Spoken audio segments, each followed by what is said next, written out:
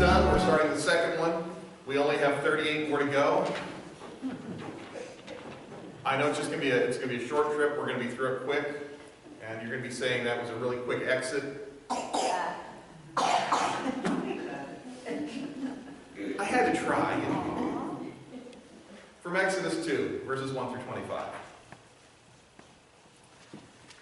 Now a man of the house of Levi married a Levite woman, and she became pregnant and gave birth to a son.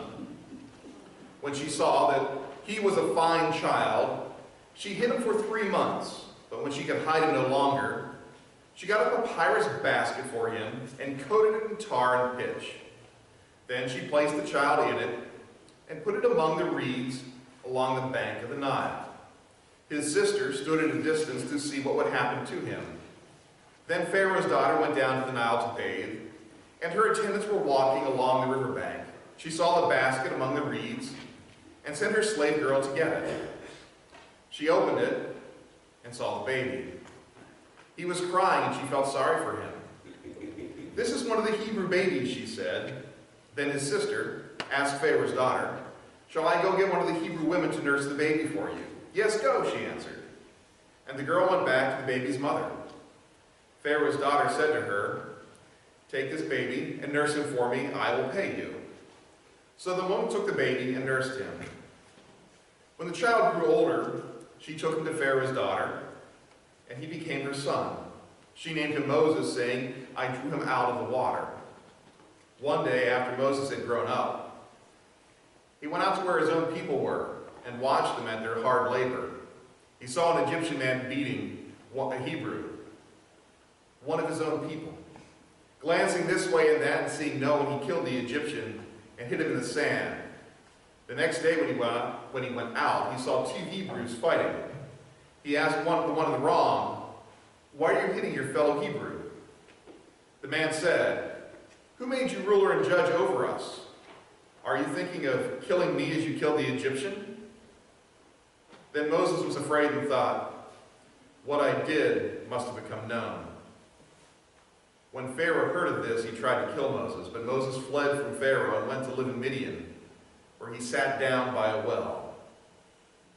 Now a priest of Midian had 7 daughters, and they came to draw water and fill the troughs to water their father's flocks. Some shepherds came along and drove them away, but Moses got up and came to the rescue and watered their flock. When the girl returned to Reuel, their father, and asked him, he asked them, "Why have you returned so early today?" They answered, "An Egyptian rescued us from the shepherds. He even drew water for us and watered the flock." "And where is he?" he asked his daughters. "Why did you leave him? Invite him to have something to eat." Moses agreed to stay with the man, who gave him his daughter Zipporah to Moses in marriage.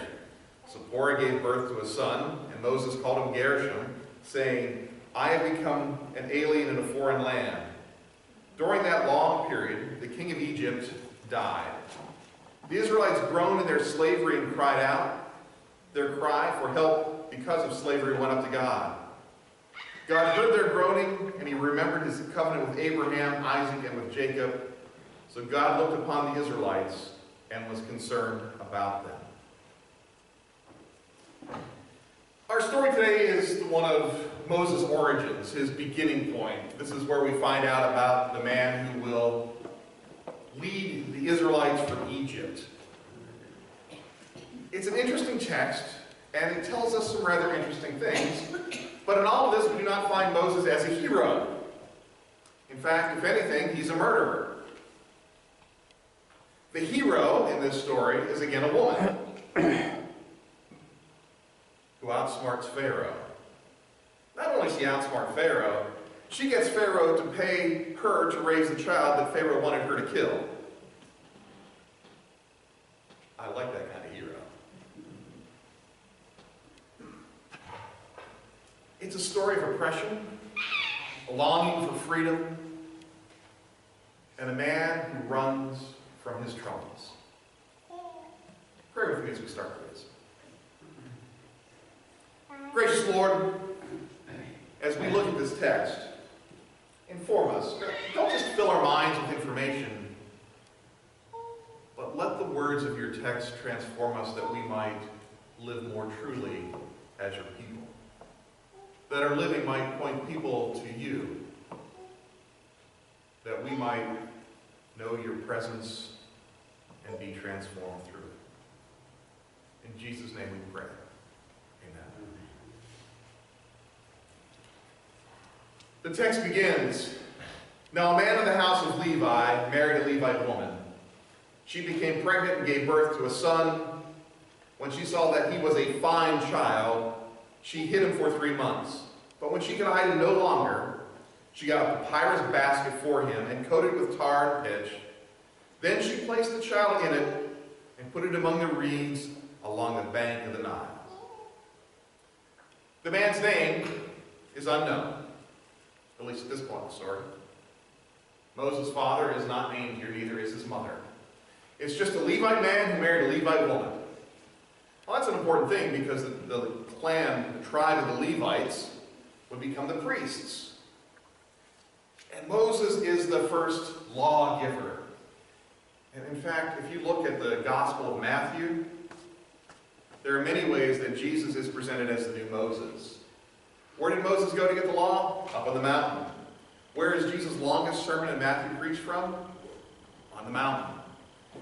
These things are not coincidence, they're intentional.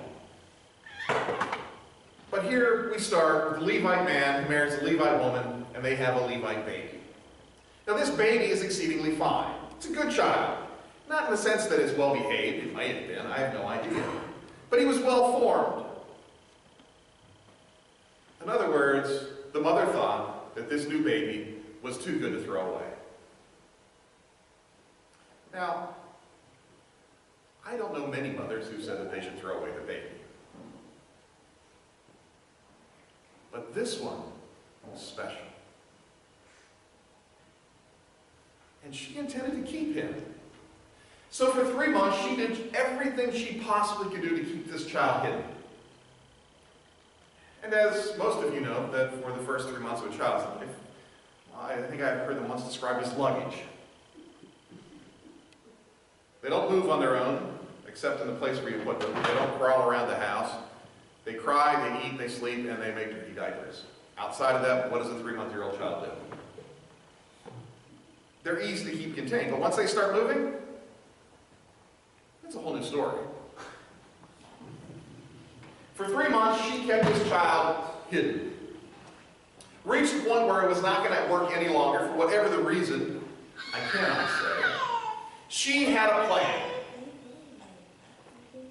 She was going to outsmart Pharaoh. I love this part. She got a reed basket, coated it in tar, put the baby in it, put him in the reeds. She did exactly what Pharaoh said to do.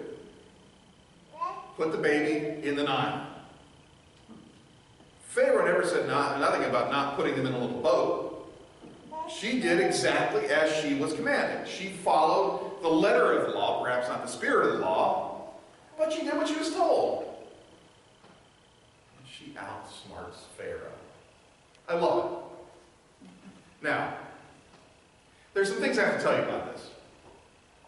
The fun part of the story, this is probably not best translated as it is here in the NIV as a reed basket. The best translation would be a reed boat, or if you want to use a more familiar term, a reed ark. Noah's boat, the same word used for Noah's boat is used for Moses' reed boat. It's a boat that you build. This is not a laundry basket that was modified. This was intended to float. Do you remember what what Noah did to the outside of his boat? He coated it in tar and pitch. What does Moses' mother do? She coats the boat in tar and pitch. Now, there's an important connection between Noah and Moses. Remember times we talked about people who saved other people. In a real sense, Noah saves humanity because his family is kept safe in the ark. And that's the story of Noah. But Moses also saves his people. Both have a boat connection.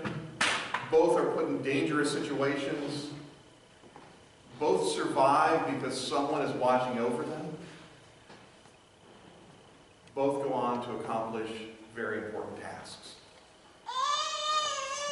You could say that Moses is the new Noah, but he's not just the new Noah, he's the improved version of Noah. Remember, through the biblical text, here in Genesis, or back in Genesis when we were talking about Noah, do you remember how many words Noah said?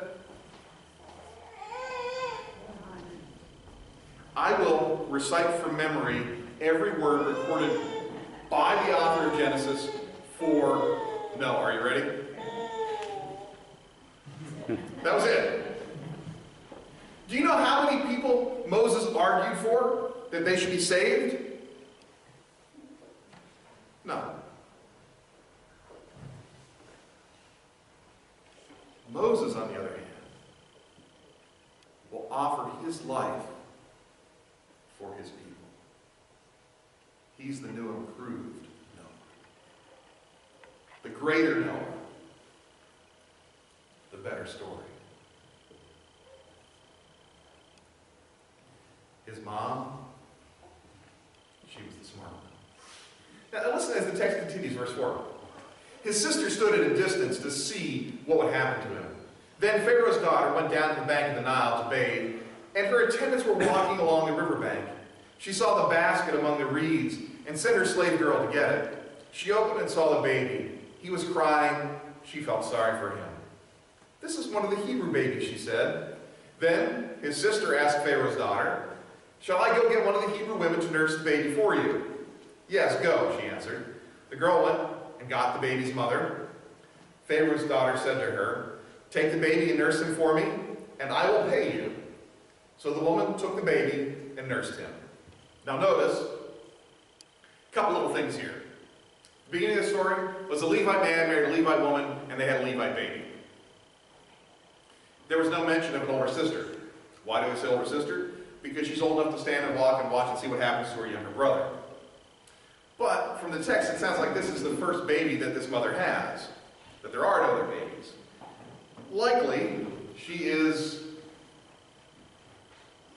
from her father's first wife, who most likely would have died in childbirth or under harsh labor.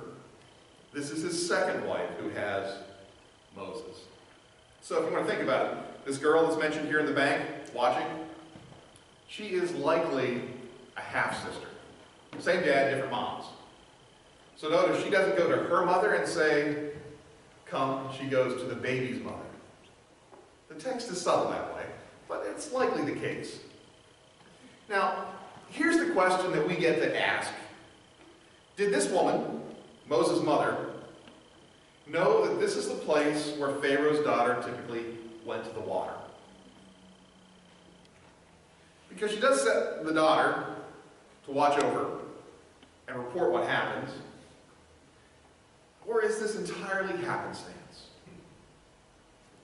See, I'm inclined to say, and this is just my opinion here, I'll be very honest with you, that the mother knew exactly what she was doing.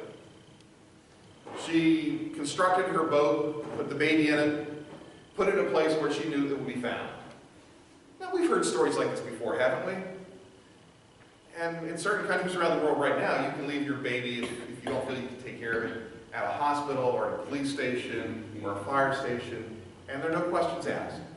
The baby's put into the adoption system, and that's the end of the story. Some people are not prepared to be parents. We've heard this. This woman was prepared to be a parent, but she couldn't take care of the child because of the situation, because of the law. So she came up with a solution and found a place where she knew that this baby would be found and likely cared for. Is it a gamble? Yes. Is it dangerous? Is it risky? Absolutely. Was it easy to do? No. She couldn't have been sure that Pharaoh's daughter would say, it's a cute baby and I'm going to take care of it. She had no guarantees. She took a leap of faith and she risked everything on that step of faith. Now, Pharaoh's daughter found the baby and was enamored with it. She wanted to do something for this child who was in distress. And in steps the sister. Would you like me to go get one of the Hebrew women to nurse this baby for you? Great idea, go do it. So she goes and gets the mother of the baby. Mother comes back, nurses the child, and Pharaoh's daughter says, take the child, nurse him, raise him, and I will pay you to do it. So she went from having to hide the baby that was supposed to be killed to being paid by Pharaoh, who said to kill the baby, to raise the baby. I don't know about you, but I think that's pretty slick. She knew what she was doing. She had a plan. It was risky, but the payoff was huge. The child gets to live, and she gets to be paid for raising her own child. No longer in secret, but now on Pharaoh's dime. I like these heroes. Now, there are benefits to this plan as well. So she gets to raise the child. He grows up knowing his family, knowing his connection, his origins. But a little later, Pharaoh is going to pay for him to go to college and start a career. So not only does this plan come with benefits for mom, getting paid to take care of the baby, it also comes with him getting a good education. And the family doesn't have to pay to send him to Harvard. Pharaoh's doing that. Pretty good deal, right?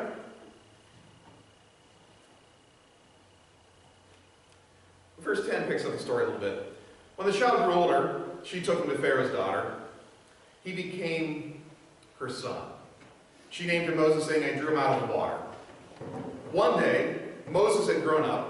He went out to where his own people were and watched them at their hard labor. He saw an Egyptian beating a Hebrew, one of his own people. Glancing this way and that and seeing no one, he killed the Egyptian and hid him in the sand. The next day he went out and saw two Hebrews fighting. He asked the one in the wrong, why are you hitting your fellow Hebrew? Now there's several words in here: hitting, fighting, killing. In the Hebrew text, all the same word. So Moses grew up. He's back from college. He goes home to see the town where he grew up. Reconnect with some of his buddies that he used to run with. And while he's there, he sees them working hard. And one of the Egyptians is beating one of his people. Hitting him repeatedly. Moses says, this is not going to happen. And so he began to hit the Egyptian. Now, here's the thing. Did he hit him once and the Egyptian died? Did he hit him repeatedly and the Egyptian died? Was his intent to kill the Egyptian? We can't tell from the text. What we can tell is that he intended to defend his fellow Hebrew. The action that he took resulted in the death of the Egyptian. Was it intentional? I can't say. Was he feeling guilty about it? Absolutely. Because he first made sure that nobody was watching, then he hit him. And then when no one was watching, or so he thought, he buried him in the sand. Isn't that what we do when we do things we know we're not supposed to? We try to cover them up, hide them. I mean, if we would spend some time talking about everything we've done wrong, intentionally or unintentionally, we'd probably be here for a while. The truth is, we've all done this. Not killed Egyptians, no. We've all done things that turned out the way we didn't intend. It went bad, and we're not happy with it. We've all been sinful. This happens. And just like Moses, we usually think we get away with it. But everything we do has its consequences, and even if we're the only one impacted by them, it follows us. If you want a polite term, we call it baggage. And we all have some. Some of us have a truckload, and some of us has a bag we can carry. But we all have it. Just like Moses. Moses was still hanging around home. And in verse 14, he's dealing with these two men who are fighting. It's why are you hitting your fellow Hebrew? Why are you trying to kill him? Why are you beating him? However you want to work that translation issue there.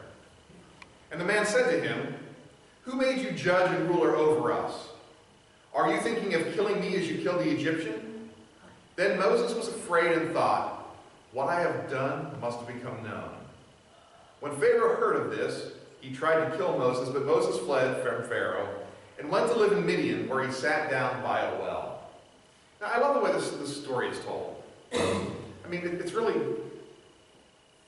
All right, so he's having a conversation with these two Hebrew men. And the one says, "Well, are you going to kill me like you killed the Egyptian yesterday?" So, I'm assuming at this point that Moses disengages from this conversation between these two Hebrews and says, "I've got to do something because Pharaoh can find out now." Now, Moses grew up in a privileged sort of place as a member of Pharaoh's household. It doesn't mean that he's beyond the reach of Pharaoh's law. And apparently, Pharaoh decided because of Moses' actions, he should also be executed. So he runs. He runs. Do you ever run from something you're afraid of? Sometimes we do it literally when that big dog is chasing us. Sometimes we do it figuratively when it's something we don't want to do, something we're afraid to handle, a task that's beyond us, or an issue with a spouse or a friend that's difficult. So we do everything we can to avoid it. Moses tried to avoid his situation by running away to a new country, to the land of Midian. Now, Midian is not unknown. We have some sense of where Midian is. If you look at a map and you find the Dead Sea, it can really be anywhere from the southern edge of the Dead Sea down towards the Sinai and any of that area in between. The Midianites lived there. That's why it's known as Midian. Midianites are descended from Lot, Abraham's nephew, and they're cousins. So Moses runs from a Hebrew enclave in Egypt to a descendant from Terah, Abraham's father, to where they lived. Same language, same culture. In fact, his father-in-law is a priest of Yahweh, a priest of God in Midian. He becomes an important figure as this story progresses. But he runs to family, essentially. Now, the story says he went to the city, or the country of Midian, and he sat by a well. Now, if you wanted to go sit by a well this afternoon, where would you go?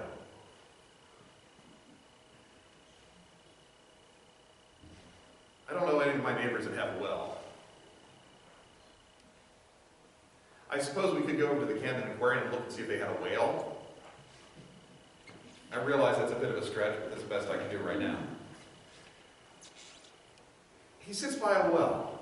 Why would you sit beside a well? Because that's the place where sooner or later everybody lived in the area came. This is the city square. This is the local watering hole, literally. This is the place where people came. So when he ran to Midian, he intentionally went to a place where he knew he would encounter people. Because the truth is, one person by themselves living in an unfriendly place, even if it's family, they don't last long. There's strength and safety in numbers. Moses goes to a well, and he sits down. This is not an act of depression. This is not an act of desperation. He went to a place where people congregate, where he can make connections. He's networking.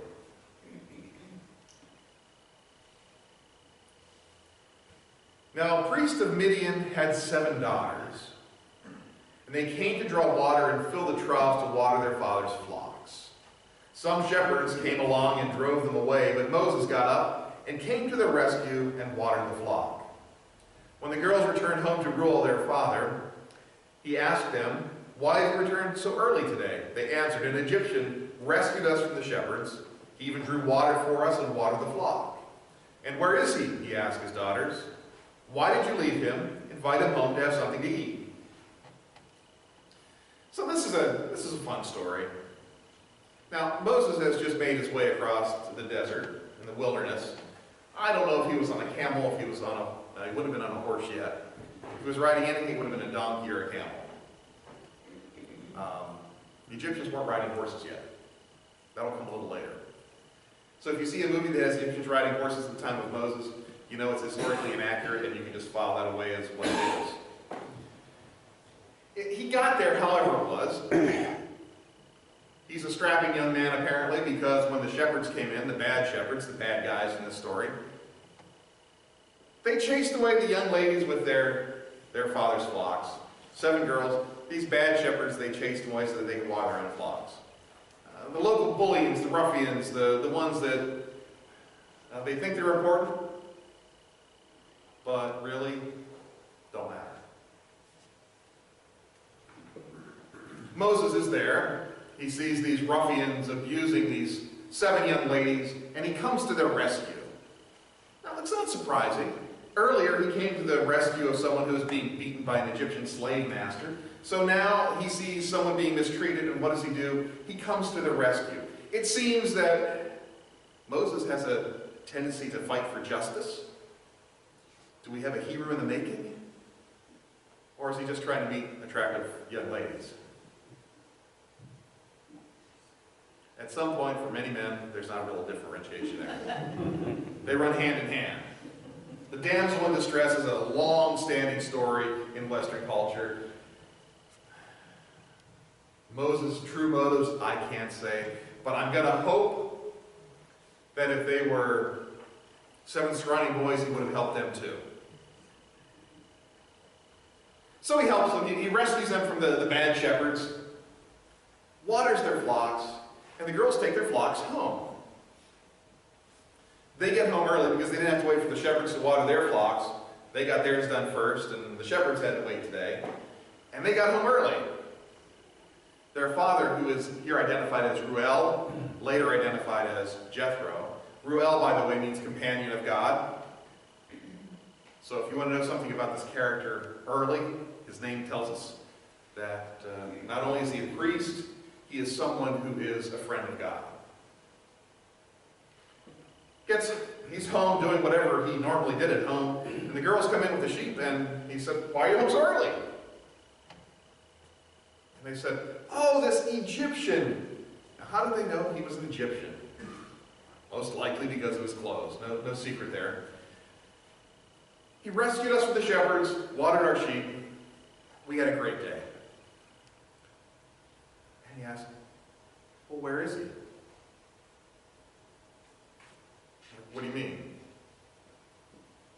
Why didn't you invite him home for something to eat?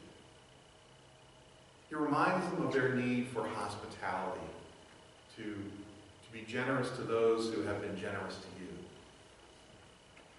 And he sends them back to get Moses. Moses comes back, and he ends up staying.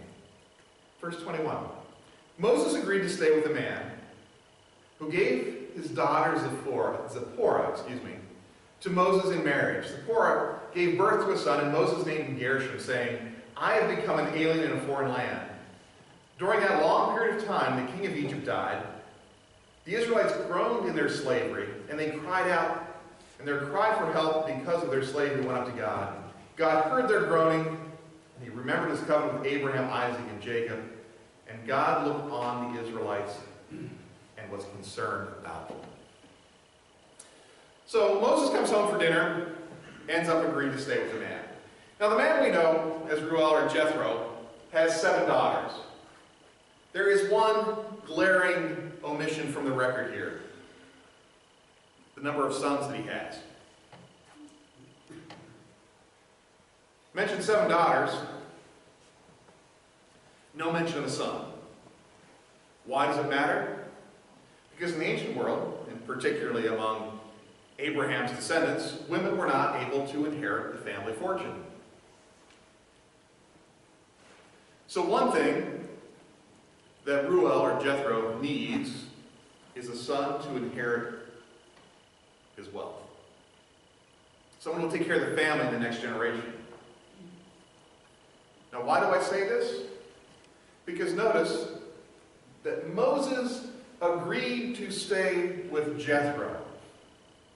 He didn't first get married to the daughter and then stay. He agrees to first stay with Jethro.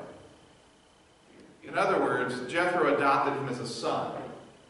In the ancient world, the way that you took care of these issues of inheritance was a man without sons who had only daughters would adopt a son to inherit his wealth and then marry one of his daughters to the son who was newly adopted to keep everything in the family. Now, it sounds like a strange way to do things, but that's how it happened. And I'm suggesting to you this morning that Jethro had no sons. He needed a son. Moses is adopted. He marries a daughter, probably the oldest daughter, Zipporah, who then has a son that he names Gershom, meaning I'm a stranger in an alien land. And it sounds like we're at the end of Moses' story, doesn't it? He goes from this dangerous place where Pharaoh wants to kill him. He moves into Midian, settles down, gets married, starts a family, end of story. Everybody lives happily ever after. Right? Beautiful story. Beautiful story. But the last part of the text says, Pharaoh died. The Israelites were still being oppressed, and they were crying out to God for help, and God heard them, and God remembered them, and he looked on at them with compassion. Now, we have a hero in the making who has been fighting for justice, and we have a problem that needs someone to deal with it.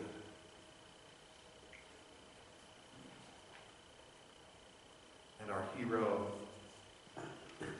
will enter next week to find out. Until then, I'll leave you in suspense so you can read Genesis or Exodus 3. Interesting thing here. Moses was a guy who had a tough start. Moved from household to household. Was unsure of where he belonged. Was he an Egyptian or was he a Hebrew? Some days he identified more as being a Hebrew, but yet he dressed like an Egyptian and was identified by others as an Egyptian. You sense this guy had a tough time feeling like he belonged anywhere? He did things he wasn't proud of. And yet he had a burning desire to see things made right. They were at tension. They were at odds. He was afraid, and he ran. Now, you and I, we at one point or another run away from troubles. We've wanted to see things differently. We've wanted to see things made right. Sometimes we're afraid to mess because it seems like a bigger thing than we can solve. Sometimes we're just too busy. Sometimes we don't even know where to start. What I want you to know is that it doesn't take a superpowered hero to change the world. All that it really takes is one person being willing to do what's right and what's just.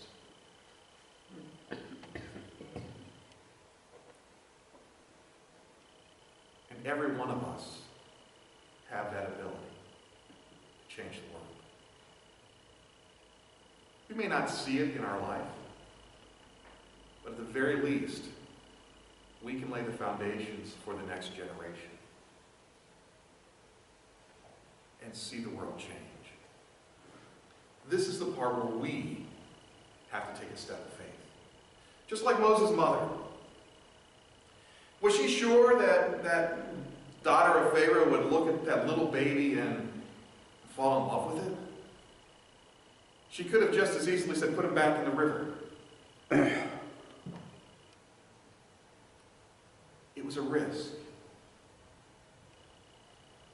And you and I, we need to take the risks to change the world.